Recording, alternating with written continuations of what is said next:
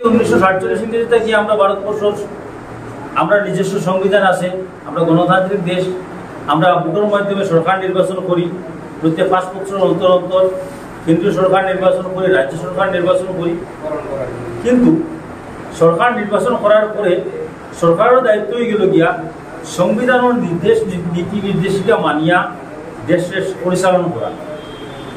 আজকে কেন্দ্রীয় সরকার কিংবা রাজ্য সরকারের মধ্যে যে পরিস্থিতি, যে সরকারের প্রধান দায়িত্ব হয়ে গেল গিয়া খাদ্য, বস্ত্র, বাসস্থান, স্বাস্থ্য, শিক্ষা মানুষের কাছে দেওয়া হইতো, প্রোভাইড করা হইতো, এই সুব্যবস্থা করিয়ে দেওয়া হইতো।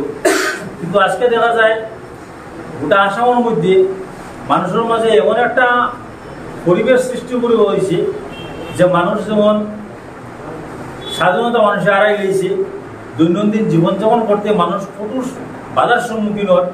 মানুষের মাঝে কোনো বেকারত্ব সমস্যা সমাধানের লাগে কোনো কর্মসংস্থানের কোনো ব্যবস্থা নাই, উন্নয়নের কোনো ব্যবস্থা নাই, কোনো ধরনের জনস্বার্থমূলক কোনো চিন্তাধারা এই সরকারের নাই। এই সরকারের মাঝে চিন্তাধারাটা হয়েছে গিয়া শুধুমাত্র মানুষের মাঝে মানুষের বিভাজন সৃষ্টি করিয়া রাজনৈতিক ফায়দা তোলা।